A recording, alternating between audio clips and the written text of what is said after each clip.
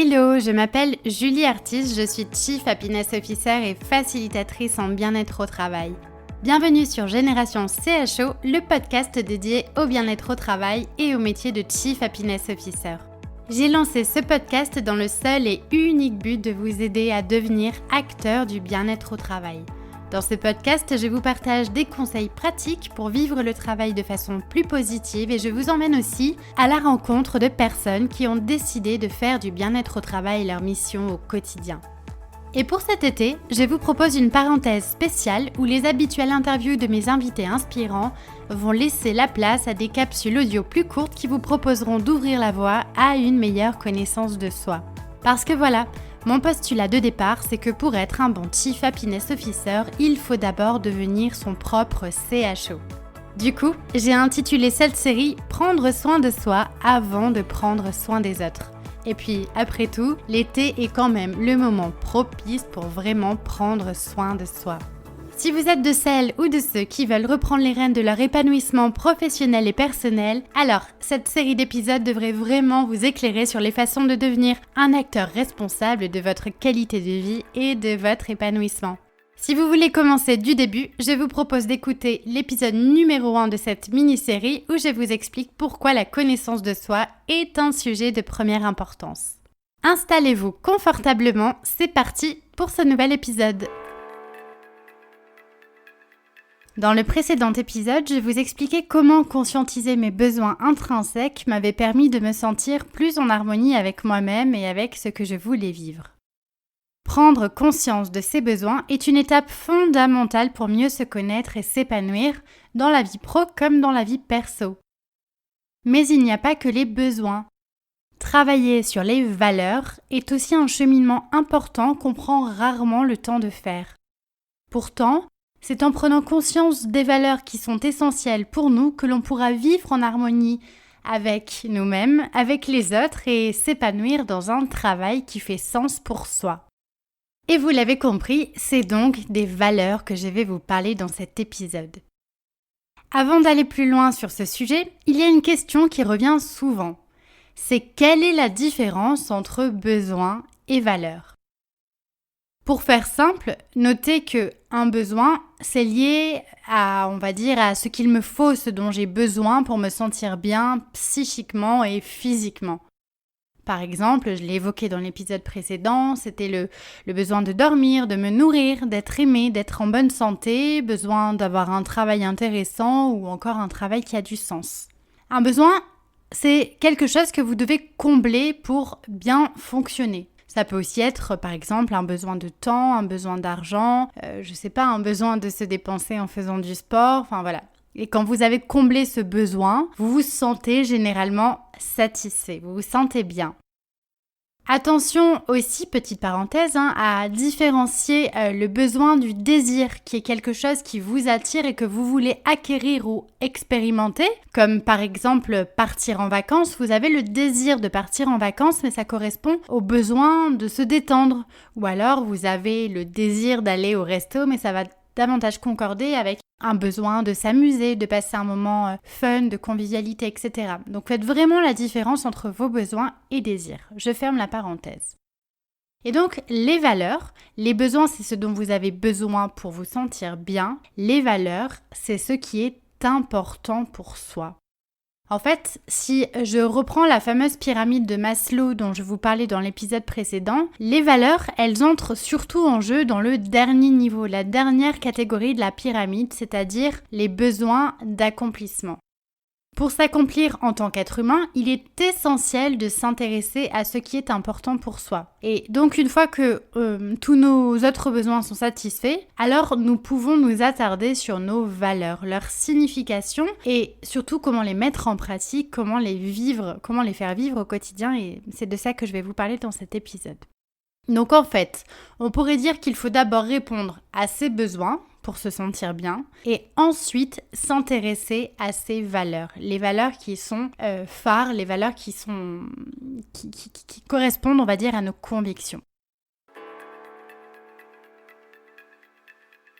Donc voilà, c'est le cheminement que je vous propose, c'est de Pour bien se connaître, pour être en phase et aligné avec soi-même, c'est d'être à la fois connecté à ses besoins et en phase avec ses valeurs. Les valeurs sont la réponse à pourquoi je fais les choses. C'est notre fameux pourquoi, le big why dont je parle souvent. On parle alors de valeurs de but.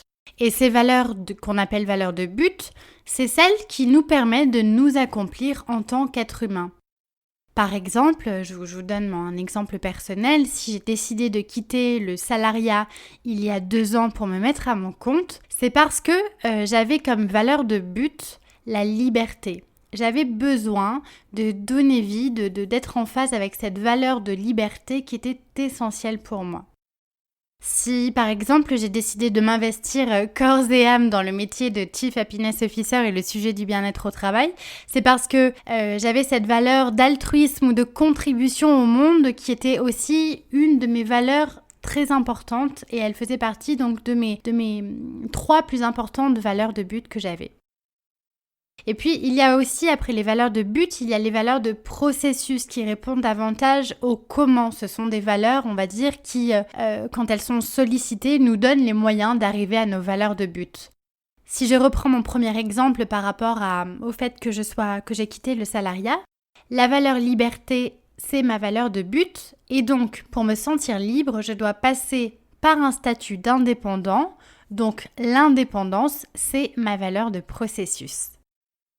Si je reprends le deuxième exemple que je vous avais donné, si aider les autres, par exemple en les aidant à devenir Chief Happiness Officer, eh bien pour moi c'est une valeur de but qui était importante, eh bien aider les autres, ça signifie pour moi être à leur écoute, être dans des relations aussi bienveillantes, être dans des valeurs de contribution. Alors là, dans ce cas-là, l'écoute et la bienveillance, ça devient pour moi une valeur de processus. Voilà. Est-ce que vous me suivez? J'espère que je vous ai pas trop perdu jusque-là. En tout cas, retenez juste sur cette notion de valeur, c'est que on a 2 types de valeurs. Les valeurs de but, celles qui nous permettent de nous accomplir en tant qu'être humain, et les valeurs de processus, c'est les valeurs qui vont nous permettre de répondre au comment. Comment je fais les choses, qu'est-ce qui est important pour moi et donne du sens. L'essentiel à garder en tête, c'est surtout de rester attentif à ce qui se passe en soi quand vous vivez les choses. Nos valeurs, elles sont le reflet de ce que nous sommes. Si nous sommes en accord avec nos valeurs, nous pouvons nous réaliser et être en pleine harmonie avec nous-mêmes. Et j'aime bien penser que nos valeurs, c'est un peu notre carte d'identité, notre carte du monde.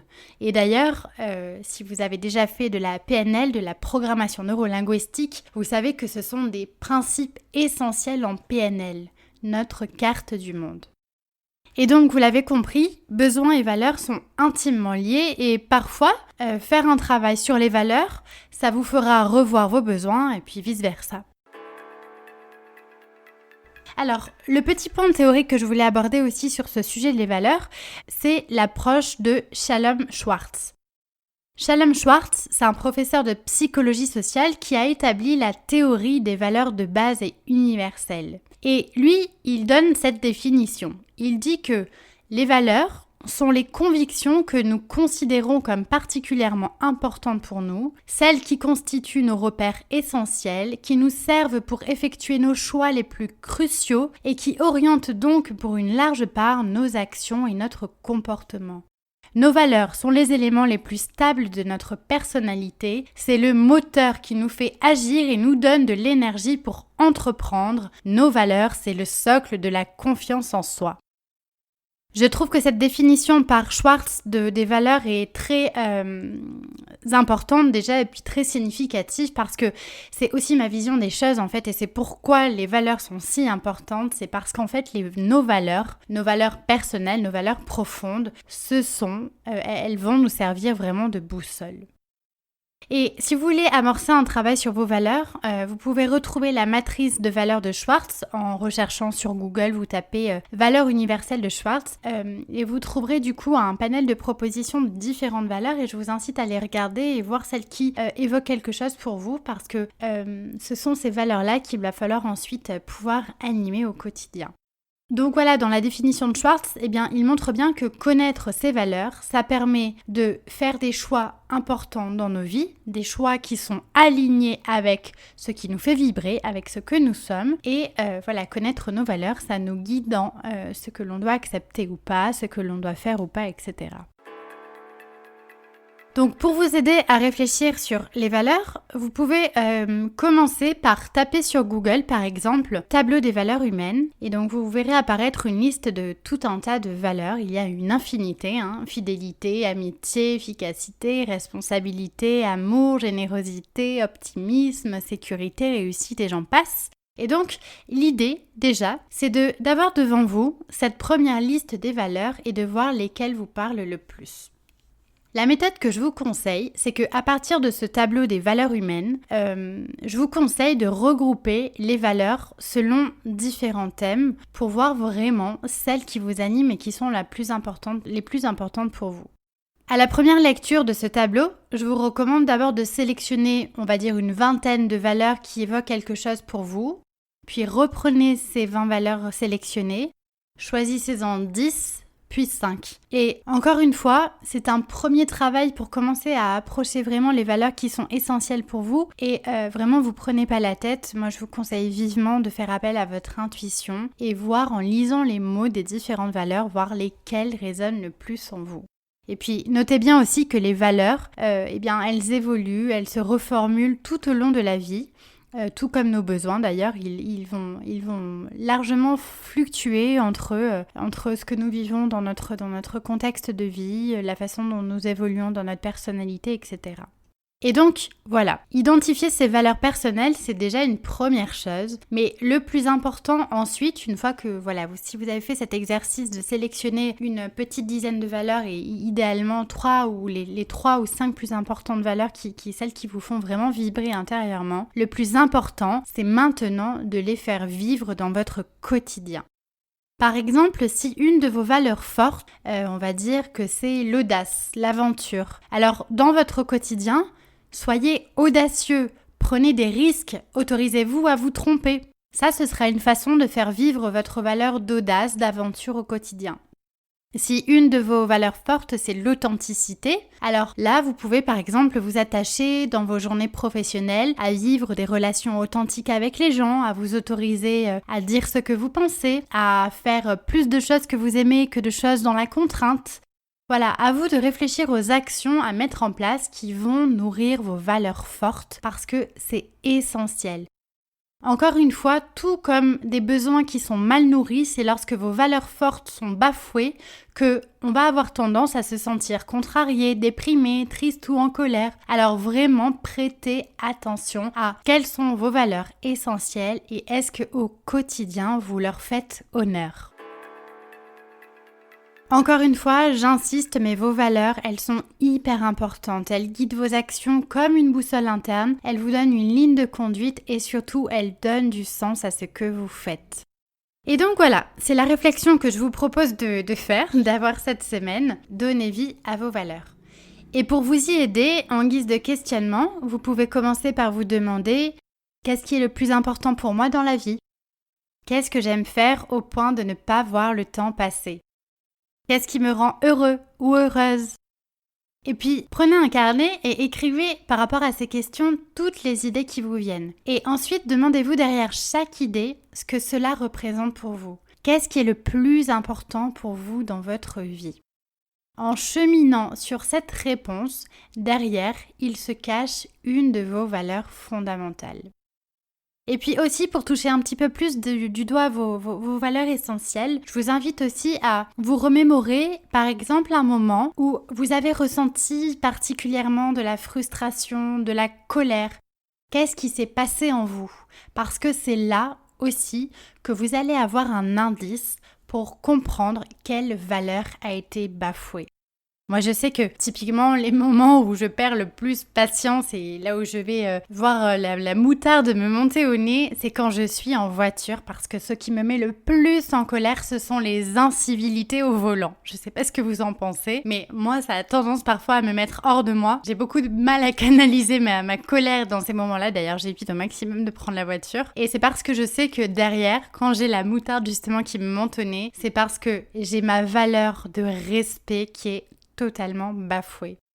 Donc voilà, c'est pour ça que c'est parfois intéressant aussi quand on se sent frustré, contrarié ou en colère, eh bien, c'est les moments qui nous donnent aussi des indices en se disant « Oula, attends, il y a quelque chose qui va pas à l'intérieur, qu'est-ce qui se passe ? Ah ouais, c'est peut-être que là, eh bien, j'ai pas fait honneur à cette valeur-là qui était importante pour moi, ou c'est que peut-être que là, j'ai pas nourri tel ou tel besoin qui était important pour moi. Ok ?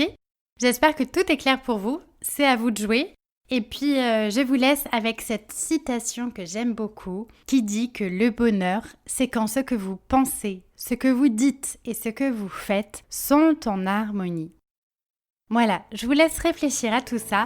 Rendez-vous dans le prochain épisode où, cette fois-ci, je vais vous parler de sens. Parce que la question du sens de ce que l'on fait est ô combien importante. Une dernière petite chose avant de nous quitter, si le podcast vous plaît et que vous aimez ce nouveau format pour l'été, n'hésitez pas à me faire part de vos commentaires, à me mettre 5 étoiles sur iTunes ou à le partager sur vos réseaux, ça m'aidera toujours à faire connaître le podcast. Et puis aussi, évidemment, n'hésitez pas à me contacter, à me poser vos questions, à me donner vos feedbacks, je serai ravie de vous lire et de vous répondre. Je vous dis à très vite pour un nouvel épisode et d'ici là, prenez soin de vous.